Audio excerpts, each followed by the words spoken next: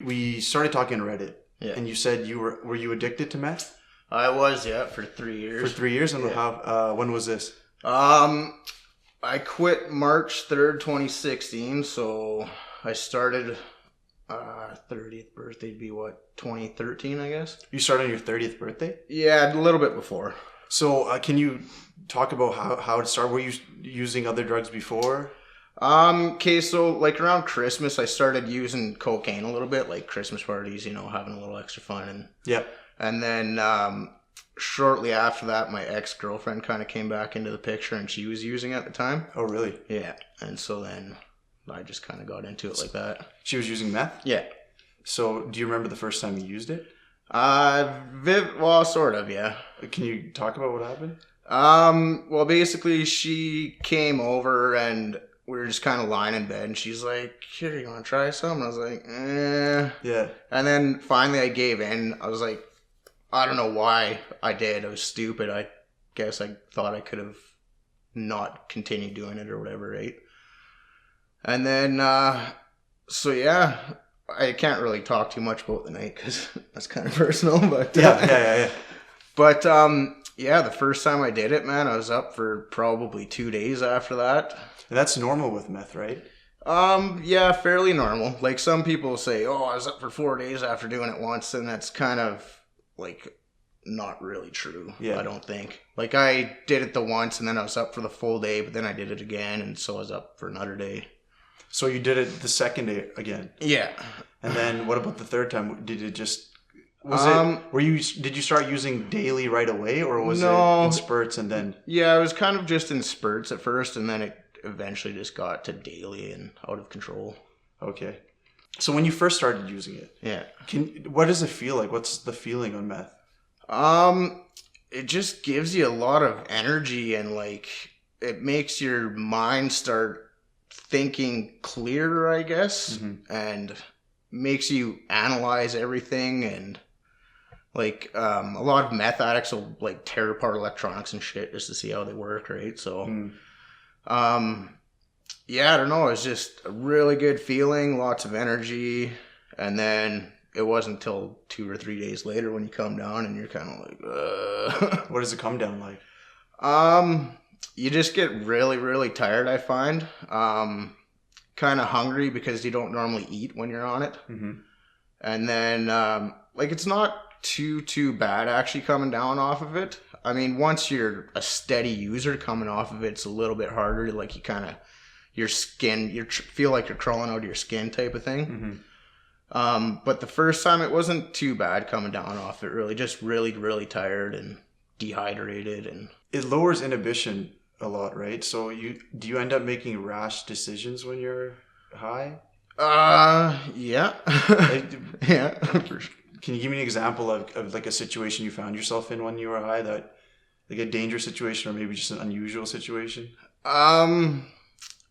Man, there's so many nights I spent the night awake and all paranoid, thinking that there's people sitting outside my house trying to, yeah. So I'd be sitting at my bathroom window, peeking my head out and stuff, and there'd be nobody out there. Well, actually, I found out that my mom was actually really scared and worried for me, and she was actually sitting out in her car, worried that I wasn't gonna wake up the next morning. Yeah. But I don't think she was out there like every night, and it's bad, man. Man, my ex-girlfriend one time, she poked her head out my window and she's like, "What's that?" And there's like a handle screwed to the side of my house for someone to climb up onto the roof of my house or whatever, right? And to get into the bedroom windows that way. So like just shit like that. And then I don't know, man, I'd always think that people were following me, like FBI or some shit, right? Yeah. Like there'd always be black cars following me, so I'd be worried about that, or helicopter flying outside right off my balcony type thing. Sounds just would trip you out. Yeah, sounds. I'd always think that I could hear a car running outside or something like that, so I'd be sitting there at the window peeking out. Who the hell's that? My brother was really worried about me one time, and he came over, and he, because I wasn't answering my phone, I was just sleeping, and he broke the front window on my door to get in, because he was, I don't know, just scared, I guess. And then he came and woke me up, and then I flipped out. Like, I lost my shit. I threw him down the stairs and kicked him out of the house. You know what I mean? Yeah, so. How did it affect work? Were you working still? Yeah, I was still working when I did it. And then, like, I was a foreman for a company at the time. And so I kept trying to, like, take on this job by myself, even though I really shouldn't have. Mm-hmm. And so I was just overworking myself really bad. I was working like 8-10 hours a day at this one job, and then doing concrete for myself, like on the side after that. So I was working like 16, 18 hours a day. So I really, really burnt myself out doing it. Would you be high at work sometimes? Oh yeah, all the time. Yeah. So like, would you be high from the night before, or would sometimes you'd wake up and then get high and then go to work? Honestly, I was late for work so many times because I was sitting in my room just fucking smoking away, and I got time for one more bowl, you know? And then end up being half an hour late for work or whatever, and people wondering where you are. And then even on coffee breaks, man, I'd go into the outhouse or whatever and snort a line or whatever. And okay. Yeah. You were working, so your income would provide. That's how you would buy your meth? Yeah, like it started out that I wouldn't do a lot, so I'd actually be able to afford it. And then eventually it started taking up more of my budget and digging into my bills. And then sorry, finish what you said. And then it eventually just got to the point where I wasn't even making my mortgage payments and stuff like that. So. How much were you spending in a day on meth? At the worst, at the peak. At the worst was probably like maybe $50 to $100 a day. $100 a day? Yeah. How much would that get you? So $100 would get you a half, or a half game, which is a game is an eighth, so 3.5 grams. Mm-hmm. So $100 would get you 1.75 or whatever it is. How many times would you smoke a day when you first started using it? Actually, when I first started, like I smoked it the first time I did it, and then after that, I just snorted it most of the time, just because I didn't have a pipe or didn't even know where to buy them from. You know what I mean? So. How long would the high last? Well, I mean, if you did it once, you'd probably be up for a day for sure. A day? Yeah. You can't sleep on it, right? Yeah, some people can, I guess. It's hard though, yeah. Well, you were talking about your family. How did it affect your family? I think it was probably really hard for my family to see me going through that and not knowing how to handle it or anything. Yeah. Like I know it was hard on my parents for sure, but it was probably the hardest on my daughter, I think. Oh, so you have a daughter? Yeah, well, I've got a son and a daughter, but my son was a little bit too young to understand what was going on. How old was your daughter at the time? She would have been about 10 or 11. She knew that I was changing and that it wasn't good because I was spending all my time in my room when I had them. Like I had 50-50 custody when I first started doing it. Yeah. And so I'd be spending all my time in my room and stuff like that and just not really paying attention to them. I'd come out to cook them supper and then go back into my room to get high, right? Mm-hmm. And then eventually, like, word kind of got out that there wasn't something right with me. And then my ex-wife came and talked to me about taking the kids full time. And I completely agreed with her and I didn't even argue it. So when you lost your children to your wife, did you see your addiction spiral more out of control? It was honestly pretty bad at that point already. I remember one time I was driving home from work with the kids in my car and I was so tired I was falling asleep at the wheel and I actually hit a curb with them in the car. And then I think it was about a week after that my ex came and took the kids from me full time. So I don't want to sound inappropriate, but at that time, would you say that meth was almost more important than your kids? Yeah, it's tough to say, but it kind of takes a hold of your life and becomes priority number one. Really? Yeah, for sure. When I read about addiction, a lot of there are people that are in recovery. They say that a lot of the time it takes to hit rock bottom before you start wanting to get sober. Yeah. Did you hit rock bottom? Yeah, I'd say I hit rock bottom. I was living in a car for a couple weeks, so. Oh, so you lost your home? Well, because of the meth, I kind of like got really depressed and fucked up and even suicidal at times. Oh, okay. Yeah, and then eventually I kind of just quit going to work. Mm-hmm. And then because I was, I don't know, so paranoid and shit about whatever. And yeah, drugs just became more important at that point. So I just quit going to work. And then it didn't take long to lose my house after that, really. I moved in with my mom for a bit, and then she found out I was smoking it in the apartment, and then she kicked me out. And then so I was living in a car for a while, and then I went back to my mom's. So honestly, like, I hit rock bottom before I even decided to quit. Mm-hmm. What got me to quit was I was just sick of the people in that kind of group of people. I was sick of the lies. I was sick of not being able to trust anyone. I was sick of getting ripped off, Do you remember the last time you smoked meth? Did you, before you smoked it, did you say to yourself this is the last time smoking it? Yeah. It was March 3rd at about 8 or 9 in the morning. I smoked my last bowl and I was like, fuck, this is it. I'm sick of this shit. And then where did you go after? Did you go to rehab? Nope. Just cold turkey. Cold turkey, yeah. I'm pretty lucky that way. Like, I'm a bit of an introvert, so. Yeah. And then, like I said, those people, I got to know them, but they weren't really my friends. And so I was able to shut myself off from that whole group of people pretty easily. Mm-hmm. And then, yeah, I basically just locked myself in my room for like a week, coming out to smoke cigarettes or whatever, and then.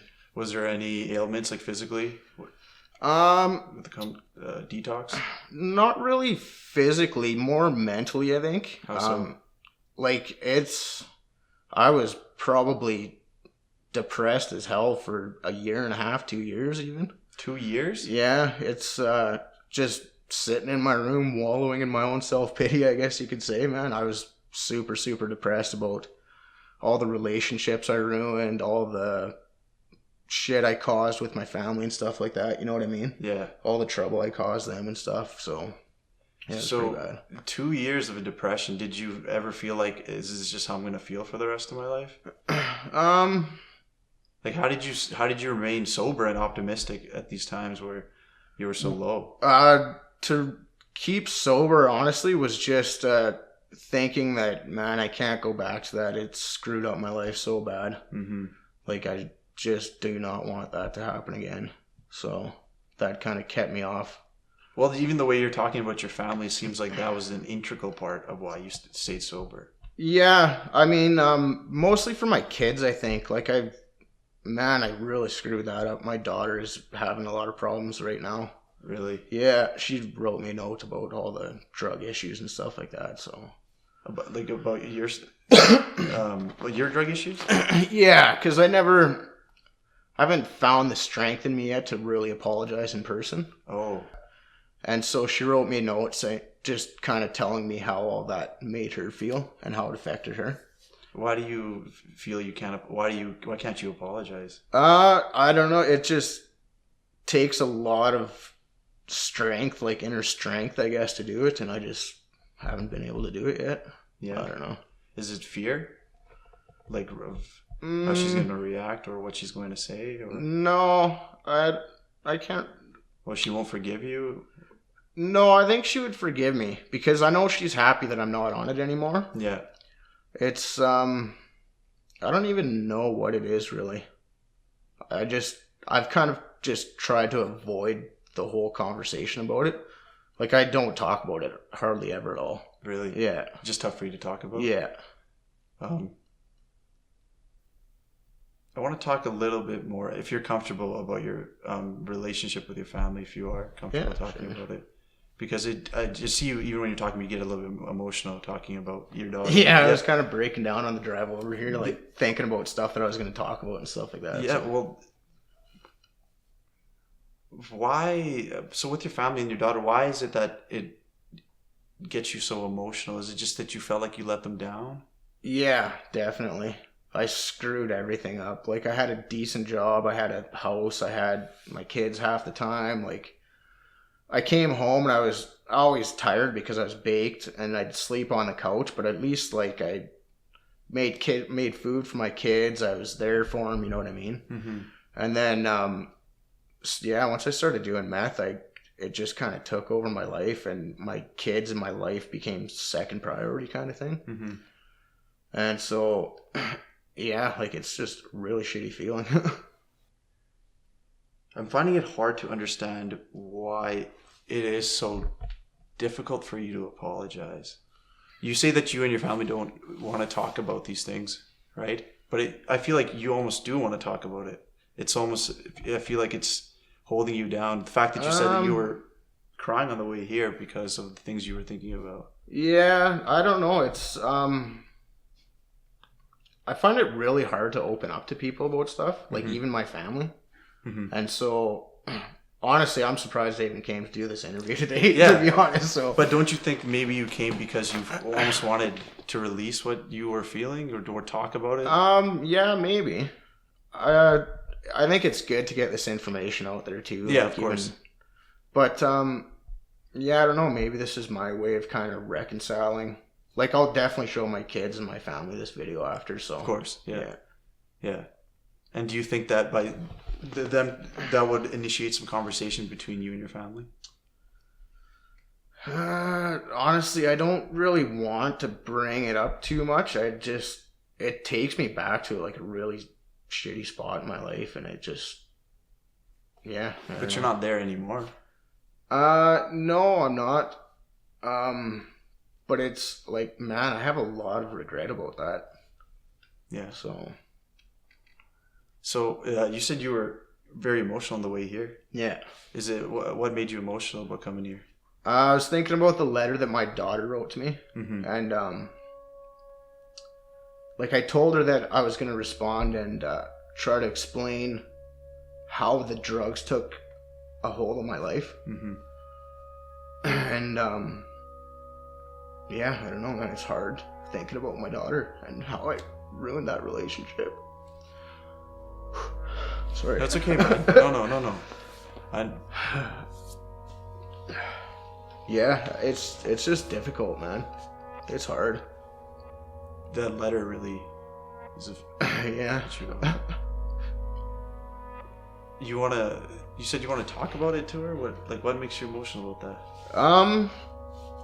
Because she brought up a lot of stuff, like asking how I could put the drugs before her, and I didn't really know how to explain it to her. But she deserves an explanation, right? So, yeah.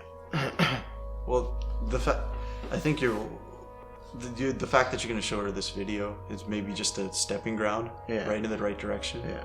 You know, just the way you're talking to me about it, you love your daughter, right? Yeah. It's just that this thing got in the way. But you're sober now. Yeah. And you're sober because of your daughter, right? That's a huge part. Yeah. Yeah. Was there anything else that you wanted to talk about today that you were maybe on the way here you were thinking that we could highlight? Not really, man. I just really wanted to make it known that I'm really sorry to my family and my kids.